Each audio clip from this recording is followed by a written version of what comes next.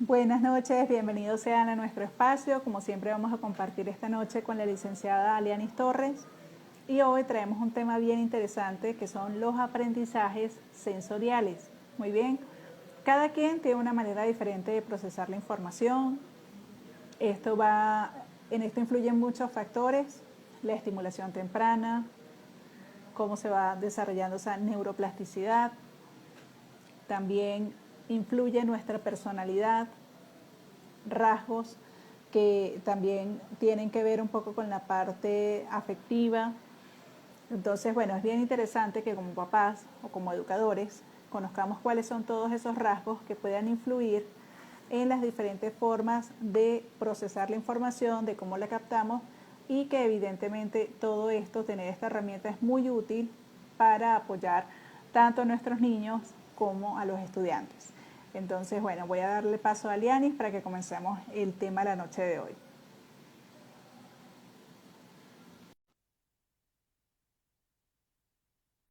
Ya va a ingresar, ya estamos ahí procesando. Aquí la tenemos. Hola, Ámbar. Buenas Qué bella noches. semana. ¿Cómo estás? Bien, bien, muy contenta de estar aquí contigo como siempre. Ay, buenísimo, me encanta compartir estos espacios de formación, información, de temas de interés en nuestra área, ¿no? Pero que bueno, Claro, que muchos aplican a otras áreas, niños neurotípicos y niños sin alguna condición. así es. Vale, un poquito acá. Es que Lianis es muy Bien. solicitada, le está sonando el teléfono. Sí, voy a bajar.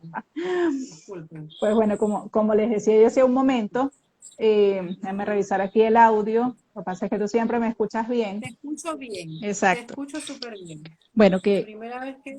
sí, que todo perfecto. Sí, que lo que yo decía hace un momento, ¿no? Que este del proceso del aprendizaje sensorial es una base muy, Sí, muy importante porque así como hemos conversado en otras oportunidades de esa pirámide del desarrollo, donde el sistema vestibular, el sistema propioceptivo es un bloque muy importante previo así es. a la madurez de los otros sistemas, obviamente generar todo este proceso también va a generar neuroplasticidad, que es esa capacidad que tiene nuestro cerebro de, en función de toda la estimulación que recibe, de toda la información, seguirse desarrollando. Por eso es que es tan, pero tan importante que estos procesos se encuentren desde muy temprana edad, de no subestimar la capacidad de nuestros hijos, de pensar de que es un proceso que tiene que darse más adelante, porque no hay la presencia de un lenguaje, de una comunicación, porque nuestro hijo entra dentro de los trastornos del neurodesarrollo, muy por el contrario. Eso es algo que siempre le digo a los papás. No es importante tanto el nombre y el apellido de lo que tu hijo tenga. Lo más interesante es estar muy claro en cuáles son aquellas características que él está presentando de un desarrollo atípico para que realmente nos enfoquemos en eso, a que nuestro hijo pueda realmente trabajar esas áreas de oportunidad, apoyándose como siempre en todas las capacidades que tiene. Claro, así es, tienes toda la razón. Y cuando dices, nombraste neuroplasticidad, constantemente estamos en aprendizaje, cuando el simple hecho de estar en contacto, de interactuar, ya estamos aprendiendo. ¿Ok? A veces piensa que porque es grande, aplicar un poco de aprendizaje sensorial no va a ayudar a nuestros niños. ¿Okay? Ya sabemos que tenemos niños dentro de una condición y que en su mayoría presentan alteración en cuanto a la integración sensorial. Entonces es sumamente importante partir de allí. Número uno, conocer cómo está esa parte sensorial de nuestros chicos, porque ya sabemos que todos tenemos un canal para poder percibir los aprendizajes, todos aprendemos a través de los sentidos, pero es mucho más fácil aprender por uno específico. Claro, ¿Ok? Podemos aprender por todo, pero siempre desarrollamos uno un poco más. exacto. De hecho, se dice que nacemos con 6 sentidos. ¿Cuál es ese número 6, Amarardila? En la propia acepción. Exactamente, que es eso que nos permite aprender también sobre nuestro cuerpo y a través de él, tener esa Exactamente. conciencia Sí, porque la del momento. propiocepción es eso, o sea, es precisamente la capacidad que tiene de saber el estado del cuerpo, la tensión Así muscular, es. los diferentes movimientos, o sea, es dónde está situado cada parte de mi cuerpo y qué está haciendo en un momento determinado. Por eso es que ese es tan, pero tan importante y obviamente tiene que ver mucho con el desarrollo sensorio motor, Sorry. porque obviamente toda la parte de motricidad viene a través de nuestro cuerpo, la motricidad fina y la motricidad gruesa. Entonces, obviamente por eso es que eso es la base previa al el aprendizaje que viene de los órganos de los sentidos, que es lo que tú muy bien estás explicando, que es esa capacidad que nosotros tenemos para que todos esos estímulos que vienen por todos nuestros áreas sensoriales, ¿ok? Podamos darle esa interpretación y darle como ese sentido en el mundo, que para qué es, cuál es la función que tiene. Por eso es que es tan Así es. importante estimular esos procesos. Claro, y fíjate lo que te decía ahorita, o sea, la neuroplasticidad, estamos generando aprendizaje constantemente, ese cerebro está constantemente activo, entonces nuestro cerebro está percibiendo, está procesando, está almacenando aprendizaje del medio ambiente y de nuestro propio cuerpo. Uh -huh. Entonces, fíjate lo importante que es conocer todos estos aspectos para entonces aprovecharlos y generar o facilitar los aprendizajes de nuestros niños. ¿Okay? Hace poco hablé también de una manera bastante breve sobre aprender a leer y escribir sin lágrimas. De hecho, mi cuenta es psicoaprendizaje sin lágrimas porque yo trabajo mucho con lo que es el aprendizaje multisensorial. ¿Okay? Entonces es trabajar a través de materiales, crear estrategias para desarrollar, generar los aprendizajes de nuestros niños. Entonces, este, conocer un poquito cómo aprende es fundamental para los niños y para los docentes. A veces tenemos grupos de aula y es lo que siempre cuestiono, y no es que es a veces, es que es en su mayoría generalizar. Todos vamos a aprender de la misma manera. Y entonces, cuando el niño se mueve mucho, es hiperactivo, no es un niño kinestésico, es un niño hiperactivo. ¿Okay? Y enseguida comenzamos a etiquetar, a hacer diagnóstico que primero no nos corresponde como docentes de habla regular, simplemente debemos estar atentas a ciertos síntomas y signos que nos pueden llevar a canalizar cierta situación con nuestros niños, pero conocer cómo aprenden. ¿Por qué Luis se fastidia cuando yo escribo tanto la pizarra? Ah, pero está atento cuando yo narro un cuento y estoy explicando de una manera divertida, colocando un tono de voz, haciendo gestos. ¿Por qué aprende? Entonces, le gusta más mi clase de esta manera. Entonces, allí ya estamos observando y tenemos ciertos indicativos de que tengo una gran diversidad dentro del aula, de diferentes estilos de De aprendizaje. aprendizaje.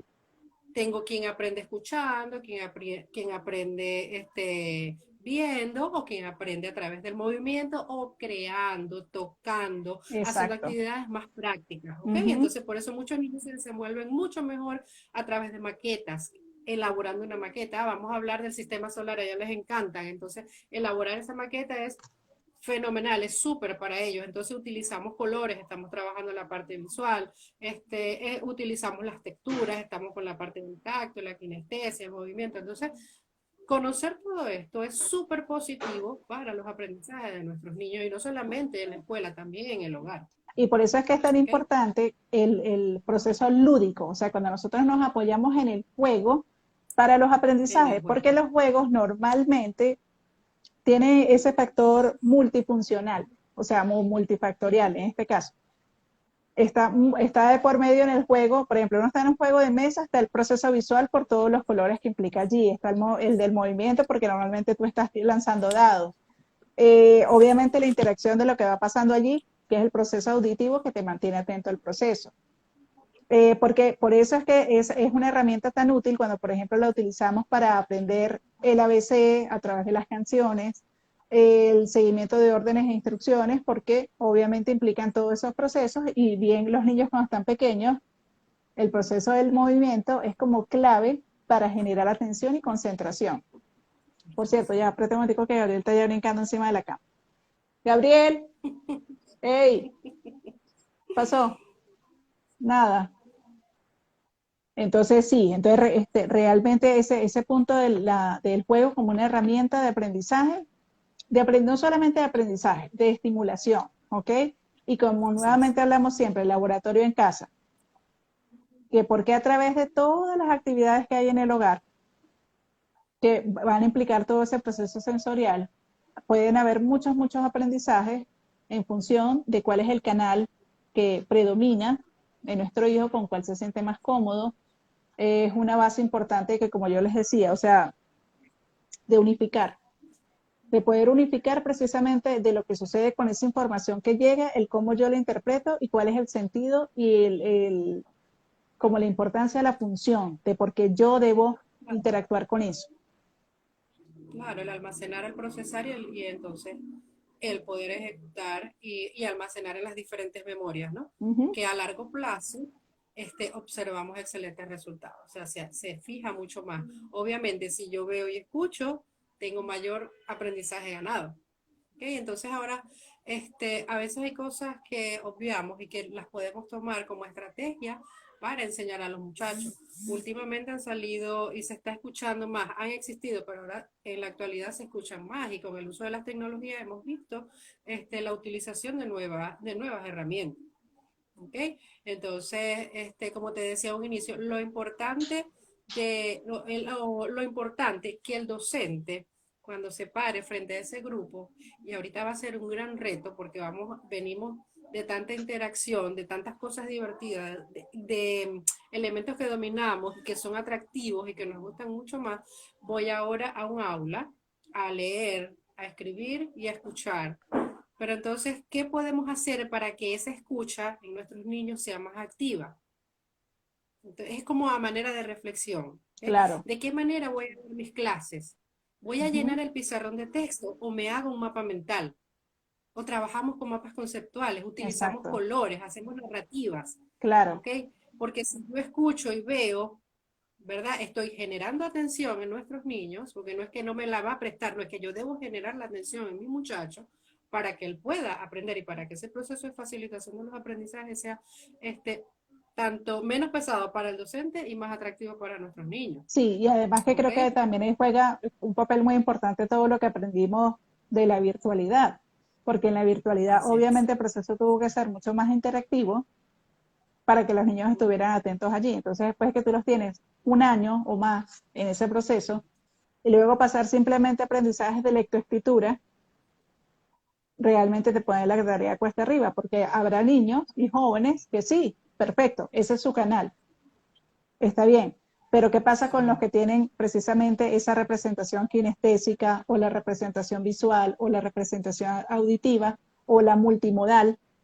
Entonces, por eso es que es tan importante que el tipo de actividades que se realicen varíen, inclusive de cuando se mandan las tareas, que por eso ahí el punto de la guía es importante porque uno puede apoyarse de que, bueno, aquí coloreo, aquí cuento, aquí recorto, aquí pego, aquí hago la sopa de letras.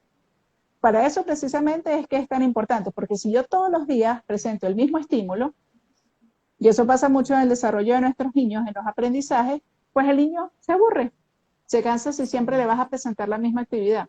Por muy entretenida que sea, se va a aburrir. Por eso es preferible siempre estar rotando el tipo de actividades o el horario o el orden. Entonces generar esa flexibilidad de pensamiento siempre da paso como a la expectativa de que el proceso puede ser nuevo. Aunque vayamos a aprender a consolidar lo mismo, lo vamos a presentar de diferentes maneras. De eso creo que también se trata un poco el proceso. Las estrategias son fundamentales ambas. Las estrategias, variar los materiales, como tú bien dijiste, es fundamental para los aprendizajes. Y yo pienso que es hasta más divertido para el mismo docente, ¿no? Para la misma persona que va a impartir, que tengo que generar toda esa atención en mis muchachos. A ver, se me pasó algo. Lo tenía presente, dije, lo estoy anotando y se me pasó. Ay, no, ok. Cuando estabas hablando de la parte de las nuevas herramientas que surgieron a partir de la pandemia y cuáles han sido esas herramientas, el teléfono, la computadora, el uso del internet. las plataformas o las aulas virtuales. ¿Okay? Algunas aulas virtuales siguieron siendo las aulas presenciales prácticamente en cuanto a estrategias y actividades para los niños. En el caso de nuestros niños, muchos niños se sentían agobiados, se les dificultaba poder permanecer cierto tiempo frente a las pantallas. Para otros era fabuloso el uso de las pantallas. Claro. Entonces, hacer uso, yo pienso que hay que continuar haciendo el uso de estas herramientas en aula, aplicar estrategias de pensamiento visual, narrativas, okay, que favorezcan el aprendizaje de nuestros niños. Atender a los estilos de aprendizaje y utilizar palabras y consignas que vayan acordes al estilo de aprender de cada niño. Por ejemplo, si yo tengo un niño kinestésico y le digo recorta y colorea, wow, esto es divertido para mí. Claro. Te estoy dando una consigna oral, está escrita, pero la instrucción es algo que te gusta, Es recorta y algo colorea. práctico, claro. Ante una situación que debemos llamarlo a la reflexión, si yo digo, y tengo un niño de igual manera, kinestésico, y yo necesito conversar con él, pero yo utilizo las palabras kinestésicas, yo voy a llegar un poco más a ese niño. Entonces, ¿cuál sería esas palabras en la reflexión? Ok, Ámbar, yo siento que cuando tú te levantas de tu asiento, haces un poco de ruido, entonces utilizo las palabras propias para. Entonces, a veces parece tonto, ¿no? Pero si te detienes, wow, es algo que va a enseñar al niño, que él lo va a percibir porque es su canal de aprendizaje y obviamente voy a ganar y voy a lograr esa reflexión que yo estoy buscando. Claro, eso es brindar un aprendizaje de calidad, porque es llegarle al centro de la diana, porque eso sucede mucho. No es que ningún método sea mejor que el otro, ¿okay? Todos son diferentes, simplemente. Pero que el hecho de poder conocer los alumnos y segmentarlos más o menos en función de estas habilidades que tienen que ver con el estilo de aprendizaje sensorial, con el estilo de aprendizaje en función de su personalidad, porque no es lo mismo un niño que sea activo, o sea, que está más dado a la improvisación, a la creatividad, a un niño reflexivo que piensa mucho antes de hacer las cosas, a un niño teórico o un niño pragmático. Muy bien, entonces en función de eso es que debe presentarse la diversidad. Es importante la diversidad, no puede caer todo en un solo canal, porque entonces eso implicaría un proceso rígido. Es que aquí una cosa tiene siempre que ver con la otra.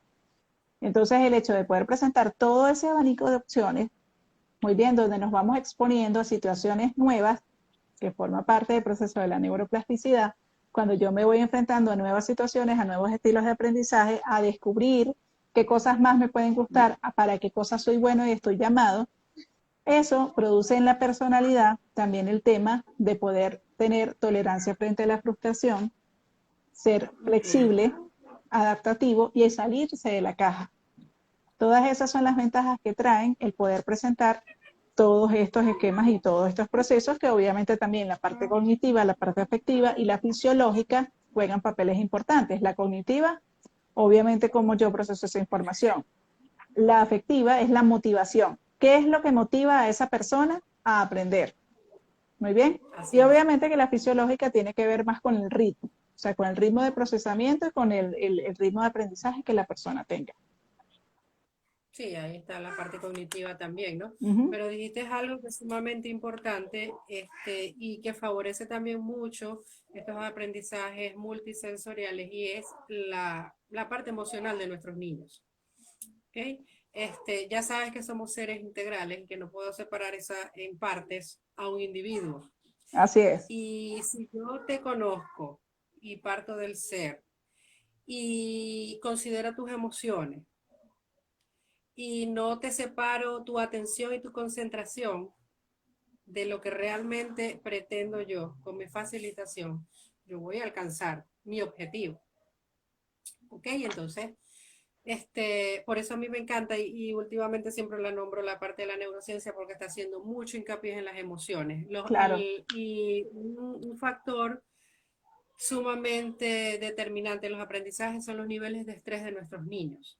¿Okay? Un niño estresado es un niño que no está en condiciones para de aprender. aprender. Un niño que tiene un estilo de aprendizaje, pero le estoy exigiendo el otro, es un niño que va a ir estresado. De hecho, ahorita muchos niños a estas aulas presenciales, a las clases presenciales, ya van a ir ya con una carga de estrés. Claro. Entonces lo van a manifestar quizás a través de conductas, comportamientos, en fin. Entonces, conocer toda esta parte y aprovechar eh, el aprendizaje multisensorial va a ser positivo para este proceso. Yo lo llamo de transición porque yo pienso que vamos a estar entre lo presencial y lo virtual Sí, y que tenemos probablemente. que sacar el máximo provecho y presentar las mejores estrategias para. ¿Ok? Entonces, hacer uso de esta estrategia, la gamificación, que es llevar al aprendizaje o al aula elementos propios de los juegos, ¿ok? Para el aprendizaje. En la medida que vas avanzando en los aprendizajes, te vas ganando estrellas, insignias y vamos a lograr una meta, un objetivo, claro, es un proceso, pero tenemos que hacer uso de nuevas estrategias que generen la atención y los aprendizajes en nuestros niños, que sean motivadores. Factor de generar la motivación por aprender en nuestros Sí, niños. esa es la palabra clave, es motivación. Porque si está la Así. motivación y sobre todo el punto de la expectativa que te genera precisamente el ser muy creativo en cómo presentas todas y cada una de las estrategias. Sí, Creo que ahí es bien valioso hacer una retroalimentación en función de la experiencia que tuvieron los papás en el hogar, que sí, eran quienes tuvieron que dirigir ese proceso. Creo que esa información es muy valiosa para los docentes también, porque evidentemente ahora nuevamente es adaptarte a regresar al aula, a todo el proceso que se implica, al estrés que tienes adicional por el temor al contagio, porque eso es un factor así es. allí que también influye. Muy bien. Está latente, claro. Evidentemente esto es un proceso que además afecta a la interacción social por el tema de lo que tenemos que guardar en cuanto a los procesos de bioseguridad. O sea, es una realidad completamente nueva donde evidentemente el factor sensorial tiene que ser clave para bajar niveles de ansiedad, regular el estrés y que de esa manera la gente sí pueda estar atenta y concentrada, porque si no la atención se va a ir a cosas diferentes a las que yo estoy esperando, o a la desmotivación de estar en el salón, o el hecho de que ahora me tengo que levantar temprano nuevamente, acatar una serie de normas. Entonces fíjense cómo allí también entra nuevamente todo el tema sensorial, porque todo lo que nos está sucediendo tiene que ver también con esa parte sensorial, en función de todos los ajustes y los apoyos que tenemos que hacer con todos estos procesos de la parte de bioseguridad. Entonces, en definitiva, o sea, el hecho de los aprendizajes sensoriales es que realmente nosotros tengamos claro, primero que nada, cómo está ese proceso de esa estimulación de la propiocepción del sistema vestibular, que es un sistema también tan fundamental y clave. Y a partir de allí, quién es nuestro hijo o quién es nuestro alumno como individuo, muy bien, en función de sus capacidades y por supuesto también en sus áreas de oportunidad, porque en el caso de nuestros niños que hay un desarrollo dispásico, obviamente va a suceder esto, ¿no? Que no todo va a estar ajustado al cronograma evolutivo. Está el tema de la desintegración sensorial, que obviamente es uno de los grandes retos aquí donde estamos estimulando y trabajando precisamente a que todo pueda realmente para él ser amigable. Creo que es la palabra más Mm. apropiada en la parte sensorial, que en función de sus dificultades, bueno, de qué manera podemos convertir eso en potencialidades a través de los ajustes pedagógicos que tenemos que hacer, en los ajustes de Sí, aula y en los ajustes sensoriales, porque es todos muy esos son los importante. elementos que van a favorecer ese proceso. Eso que acabas de decir es clave, Ámbar, también las adaptaciones, ¿okay? Esas adaptaciones para nuestros muchachos, que es un derecho y que es un deber también de nosotros, los docentes y los padres. Uh -huh. Hablar de la integración sensorial de nuestros muchachos es importante, debemos ser responsables, ¿ok? Hace poco tuve un caso, un niño que fue diagnosticado apenas el año pasado, pero todo su preescolar fue un trauma total. El niño recibe como diagnóstico desintegración sensorial. Entonces era un niño que no podía ir al parque y lloraba para que no lo sacaran. Era un niño que no quería tocar ciertas cosas y era obligado. Estaba en el preescolar. No había ningún diagnóstico, entonces era esta parte lo que le digo yo el respeto. Y en eso, en cuanto a la hipersensibilidad que pueden presentar nuestros niños, yo siempre le digo a los papás, eso es como un dolor que tú sientes con una intensidad tan grande que lo que quieres es defenderte. Y la defensa que es un grito, un llanto, un correr. Eso, de esa manera, yo me voy a defender de esos estímulos que a mí me están doliendo. Yo Exacto. estoy percibiendo de una manera tan exagerada que me hace daño. Que puedo empujar, que puedo Entonces, golpear, bueno, que puedo morder. exactamente, entonces esos primeros años fueron críticos para el niño, de hecho lo fueron cambiando, en fin, hasta que dieron con lo que está sucediendo. Obviamente los aprendizajes están por debajo, las competencias, perdón, académicas están por debajo de las exigencias del grado, es lo esperado por la Claro, condición que él tiene. Entonces se le pasaron todas las pruebas, pruebas de inteligencia, todo. Lo que está pasando es esta parte sensorial que interfirió en todos sus procesos de aprendizaje tan importantes como lo son los del preescolar. claro. Explorar, tocar. Entonces, todo esto repercute más adelante y ya estamos teniendo ya Sí, porque la consecuencia. evidentemente, o sea, el hecho de la integración sensorial es como generar un equilibrio en la persona. Y obviamente, en Mm, función de cómo ha sido su experiencia, sí, eso impacta completamente el desarrollo de su personalidad, su así seguridad es. personal, su sistema de creencias, la forma en la que considera que lo perciben los demás.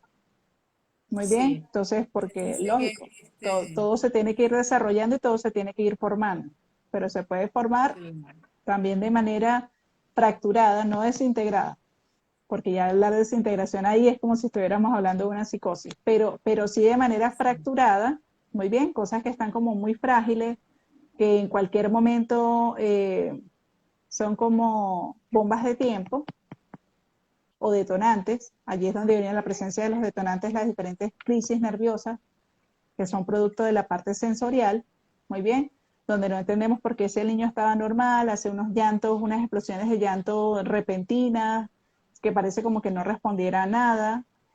Y entonces no es que el niño sea quisquilloso, no es que sea fóbico, que le tenga miedo a todo, que no sea capaz de lidiar con las cosas, sino que tenemos que tener mucha empatía, mucha paciencia y un gran poder de observación para notar dónde fue ese cambio sutil, qué pasó previamente, qué, qué de repente ese estímulo que yo estoy presentando en estos momentos ya generó un condicionamiento, que puede ser que mi niño diga, ah, ya viene a continuación esta situación que para mí es completamente, la percibo como agresiva.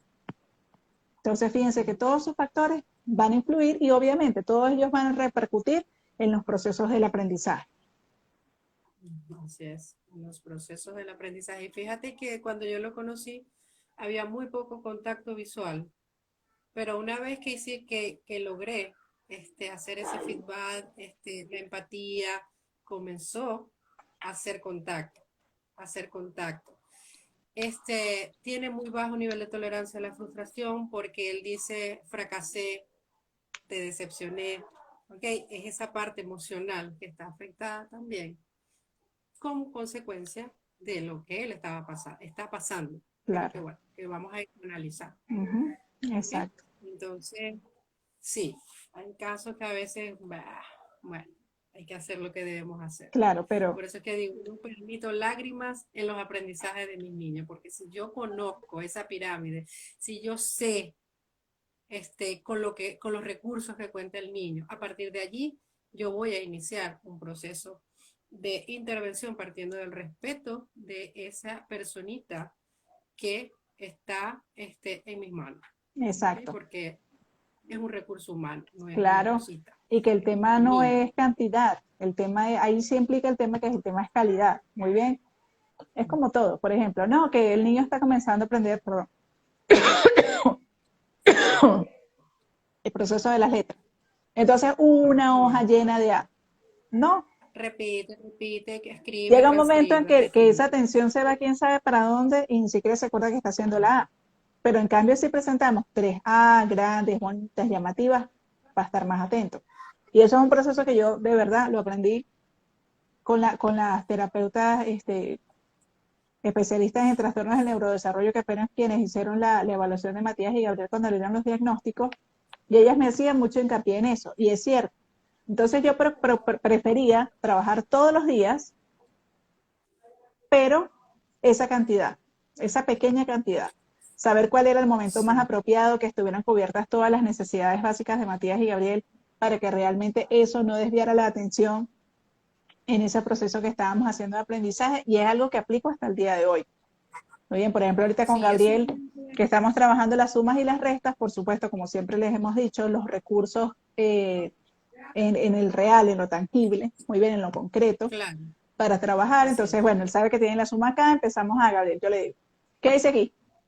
2 más 3. Ok, 2 más 3. Entonces yo tengo unas hojitas que son como unos sobrecitos donde tengo el símbolo de la suma, el de la resta y el igual.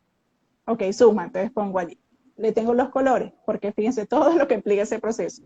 Ok, Gabriel, 2. ¿Cuántos colores? ¿Cuántos colores tenemos que poner ahí? 2. Ah, bueno, tienes que contar y poner así. Y así hasta que logramos hacer la suma y luego tiene que escribirlo. Entonces son muchos los elementos que tienen que estar allí involucrados para que se pueda dar ese proceso. Cuando se hace la resta, entonces yo le explico, bueno, ¿cuánto decía aquí? 5. ¿Menos cuánto? Menos 3. ¿Cuántos me tienes que devolver?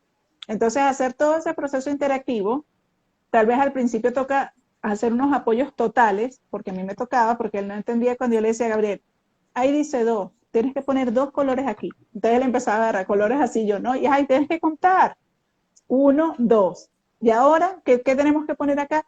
O sea, al principio implica eso, y eso no quiere decir que nuestro hijo no esté comprendiendo o que no va a Claro, aprender, sino que el tema es que va a requerir apoyos totales en lo que yo les digo, que si la tarea es así, tenemos que subdividirla, porque para nosotros sumar y restar puede ser un proceso hoy en día muy mecánico, pero si nos ponemos a ver, tiene una serie de pasos para poderlos realizar.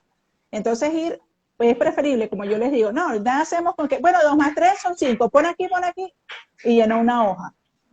Es preferible claro. tres Porque para operaciones. cumplir, Exacto, tres operaciones bien elaboradas, que nos tomamos el tiempo, le damos el tiempo a él de reacción frente a cada uno de los pasos, frente a cada uno de los estímulos, y de esa manera sí se van consolidando los aprendizajes, y de una manera que no es traumática, que es lo que precisamente Lianis tanto hincapié les está haciendo, que no es que el muchacho, ¡oh, otra vez la tarea!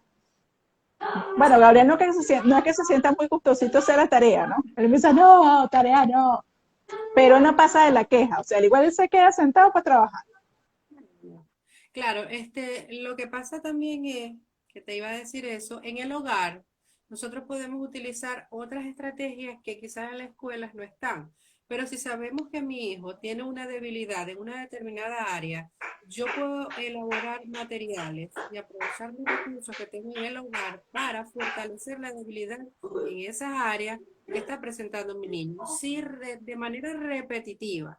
Le colocan repetir la lectura de la M, y yo veo que en la escuela solamente es repetir y repetir, bueno, yo puedo utilizar en mi casa plastilinas, arcillas, espuma, cajas de arena o de arroz, o por llenar la caja con espuma, hacer bolsas sensoriales, para que el niño trace las letras, utilizar su propio cuerpo. A veces yo juego con ellos y le digo, a ver, voy a dibujar en tu espalda, pero debes cerrar los ojitos.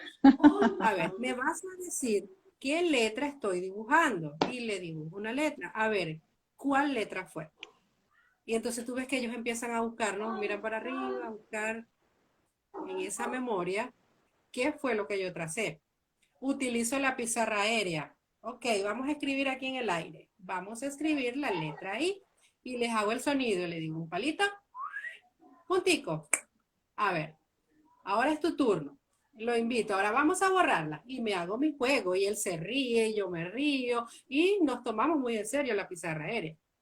Y la utilizamos y esa es una estrategia sensorial también para que nuestros niños adquieran el aprendizaje de números y letras, saltando.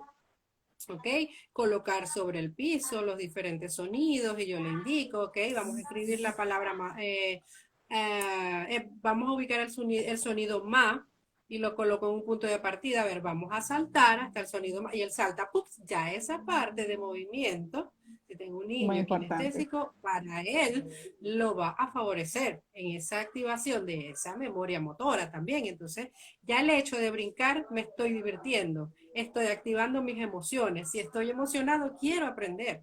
Y es por eso que los juegos tienen esa carga emocional que no importa que yo le indique repetir 10 veces el sonido mi, porque siento que está fallando, él va a saltar 10 veces porque se está divirtiendo, pero no lo está escribiendo en una hoja. Claro, y ¿Ok? una cosa muy Entonces yo digo, importante, bueno, eso que tú acabas de explicar es lo que tanto hablamos de que no, que es que él no me presta atención, no, eso es llamar la atención. Eso sí es así crear la es. estrategia donde realmente yo invito a que esa atención esté presente, que es otra cosa muy importante del proceso. Utilizar también, Ámbar, claro, no necesariamente una mesa de luz, pero si tú tienes un contenedor de esos transparentes o blancos, tú puedes colocar adentro luz y arriba podemos trabajar punteando. Ejemplo, en la tapa yo puedo escribir con un marcador 5 y le doy pintura para que marque el número 5 sobre lo que yo escribí, pero el hecho ya de tener esa luz debajo ya también es para él. Estamos estimulando la parte visual, Claro, estamos motivándolo, estoy haciendo una actividad divertida diferente, puedo apagar la luz porque le va a alumbrar el contenedor. Entonces, aprovecho y trabajo números, letras, sonidos, lo que necesite claro. el Y eso es niño. ser creativo porque además es presentar la misma Así actividad, es, pero con una variante, que eso es lo que se trata, pensar siempre en eso. así. Y es lo Todo, que te digo, o sea, puedo hacer muchos materiales, variar los materiales para trabajar un objetivo. uh-huh, Puedo utilizar los legos, puedo llenar los legos de etiquetas con números, con letras, ¿ok? Vamos a escribir mamá con legos. Entonces vamos a escribir la palabra mamá, qué letras necesitamos y construimos con los legos la palabra. Si vamos a trabajar cantidades numéricas, enumeramos, elaboramos una ficha con el número debajo, coloco los legos y le indico la cantidad de legos que va a colocar por columna. Entonces, exacto. mira, estamos tocando, está viendo colores, está construyendo, porque resulta que mi muchachito es inquieto, es kinestésico, pero yo estoy aprovechando materiales para, quizás esto no lo puedo hacer en los grados de primero o segundo, pero sí lo puedo hacer en el preescolar y lo puedo hacer en la casa. Entonces Claro. estoy aprovechando recursos, intereses del niño para fortalecer sus debilidades en determinadas áreas académicas. Uh-huh. Excelente. Bueno, Aliana, yo creo que bastante completo estuvo con la información que hemos brindado, porque de verdad que ya no se me ocurre qué más Y cada plantear, vez que hay un caso, y pero cuando ahí están tenemos un todos. caso nuevo, surgen nuevas ideas y creamos nuevas actividades, nuevas estrategias, porque todos los niños son totalmente diferentes, cada niño tiene su interés. Bueno, Uh-huh. su interés es el dinosaurio, vamos a contar dinosaurios, vamos a hacer en papel maché X actividad. Entonces, fíjate, creatividad, interés de nuestros niños, nuestro interés propio también como docentes para generar los aprendizajes Claro, en entonces nuestro tres trabajo. cosas que nos quedan muy claras la noche de hoy. Tener claro el canal de aprendizaje, Así es. obviamente el tema que tiene que ver con el aprendizaje en función de su personalidad y Así es. obviamente el rasgo que más domina allí, si es el proceso cognitivo, si es el proceso fisiológico o el proceso afectivo. Bueno, allí no sería tanto el que domina, es que realmente los tres Los tenemos que tres saber cómo deben los estar, estimulamos y cómo estamos haciendo ese proceso allí para... los tres deben ser estimulados Uh-huh, y los tres, no puedo obviar ninguno. exacto, Tengo que mantener sobre todo sí, esa parte emocional que es fundamental para uh-huh, los aprendizajes. así es. Bueno, Alianis, muchísimas gracias como siempre por brindarnos toda tu experiencia que es tan valiosa. Esa experiencia de aula es muy, muy importante. Y bueno, nuevamente allá tengo el artista cantando, el auditivo. Bueno, el muchacho muy auditivo, no te Sí, puedes ahí quejar. está, el auditivo. Sí, por el otro es más visual, tema auditivo. Sí, entonces, bueno, solamente nos queda agradecerles acompañarnos la noche de hoy. Recuerden que esto va a quedar grabado para aquellas personas que quieran disfrutarlo en estos momentos. Ya lo vamos a llevar a todas las redes sociales. Y la invitación es para la próxima semana, pero en la plataforma de Facebook, donde vamos a tener en nuestro grupo también todos estos temas que tienen que ver pues con el aprendizaje y todos los procesos. Señor Milton, muchas gracias por siempre acompañarnos, muy pendiente en las dos plataformas el de acompañarnos en todos y cada uno de estos temas. Entonces, que tengan todos una excelente noche. Feliz noche, que estén bien, chao, Ámbar. Chao. Chao.